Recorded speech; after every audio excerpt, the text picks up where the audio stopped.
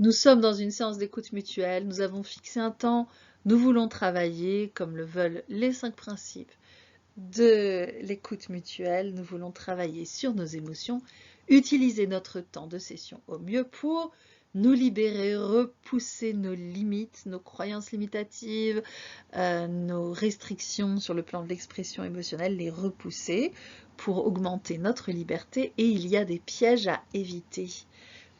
En tant que travaillant, il y a des pièges spécifiques à éviter. Ces pièges, on les évite en s'appuyant sur ce que nous savons déjà, que vous trouverez dans d'autres vidéos, qui sont d'une part l'expression des émotions au maximum, autant qu'on peut, profiter également du soutien de la personne qui écoute, du soutien du facilitant, de son regard, de son toucher, de ses paroles, et des techniques de tout nouveau, tout bon et de retour au présent. Nous utilisons également la boîte à outils et notre attention se fixe sur l'équilibre attentionnel, être à la fois un petit peu dans la réalité pour le travaillant et beaucoup, beaucoup dans l'expression émotionnelle, mais toujours aussi avec un pied dans la réalité. Et c'est ainsi qu'on peut dépasser les obstacles en utilisant tous ces outils pour les mettre au service de nos gènes.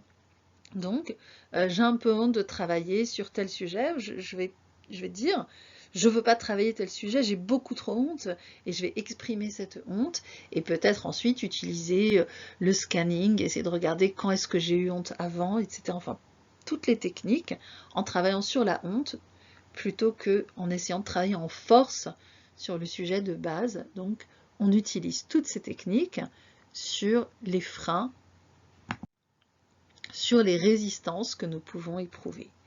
Alors, quels sont ces pièges? On peut essayer de discuter et d'attendre des conseils de la part du facilitant. Eh bien non, nous ne sommes pas dans une situation sociale classique, nous sommes dans une situation qui n'est pas sociale, qui est une situation de travail où le contrat est clair et je ne suis pas censée ni discuter, ni attendre des conseils, ni raconter des choses, ni essayer d'intéresser ou de distraire la facilitante.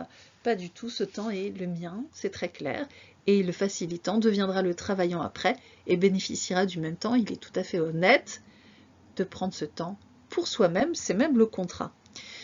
Certaines croyances sont des pièges. Si j'exprime mes sentiments, on va me juger. Eh bien, il faut utiliser toute la palette des outils pour travailler là-dessus, si on le ressent, et pas essayer de meubler.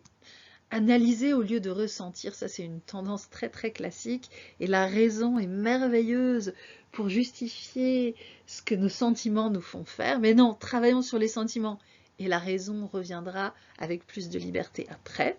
Je ne vais quand même pas me mettre en colère alors que tout va bien, mais si, justement, si on en est capable, au maximum, utilisons les techniques pour travailler nos anciennes colères au moment où elles ne sont pas restimulées, au moment où il y a quelqu'un de bienveillant qui est en face de nous. C'est pas quand on est face à des gens sensibles que c'est le bon moment d'exprimer sa colère. C'est pas quand on est face à des gens qui peuvent nous faire du mal que c'est le moment d'exprimer sa colère. Peut-être oui, mais de façon raisonnée. Il faut l'avoir travaillé avant. Donc, ne pas hésiter, vraiment y aller. Et puis, j'ai déchargé émotionnellement déjà beaucoup pendant 10 minutes. Oh là là, faut pas exagérer. On va arrêter, on va parler d'autre chose. Eh bien non.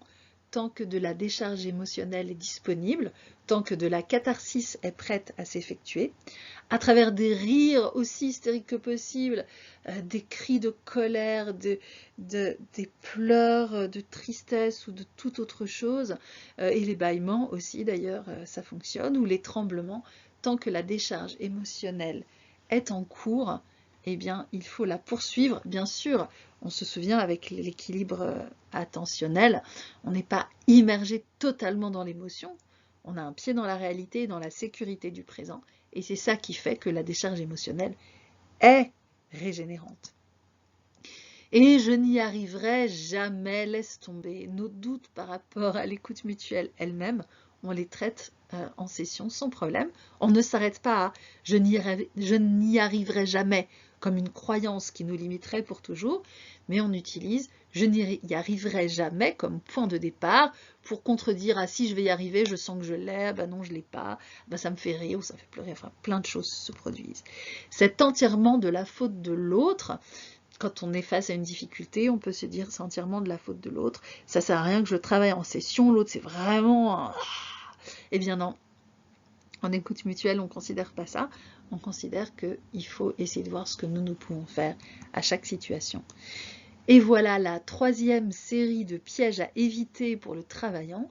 Il ne faut pas essayer d'impressionner le facilitant ou la facilitante, ni le formateur. Il ne faut pas essayer de faire une bonne session. C'est moi qui sais quelle était la valeur de ma session. C'est moi qui sais quelles frontières, quelles limites j'ai repoussées et quelles nouvelles compréhensions sont venues à moi. Et donc, c'est à moi de tester ce que je veux et d'en prendre la liberté absolue. Si je demande quelque chose au facilitant, ça va le déranger. Eh bien, peut-être, si c'est le cas, le facilitant, la facilitante va refuser. Mais ça va quasiment jamais arriver. Parce que comme le contrat est très clair, les facilitants, les facilitantes, quand nous sommes dans ce rôle-là, nous sommes prêts à faire ce qu'il faut pour le travaillant. Et donc, on peut demander, et puis une façon intéressante aussi, c'est de rester avec nos doutes, en disant bah, « oh là là », mais de voir ce qu'on ressent du fait de nos craintes. Et on peut également se dire « je suis nul, je suis pitoyable, je ne suis pas doué, je ne m'en sortirai jamais dans la vie ». Ça, c'est quelque chose qui se travaille. On ne reste pas avec ça comme croyance, sinon c'est un piège. Et enfin, dernière chose, pourtant j'ai déjà travaillé là-dessus, je devrais avoir progressé. Pourquoi est-ce que je n'en suis que là? Ça, je pense qu'on l'a tous expérimenté ou on l'expérimentera tous un jour. Eh bien voilà, parfois il faut encore travailler. Il ne faut pas se laisser arrêter. Et en revenant à toutes les solutions, tous les outils, toutes les possibilités que vous avez à droite, on avance, on évite les pièges en tant que travaillant. Et on utilise au maximum notre temps de session pour retravailler nos émotions.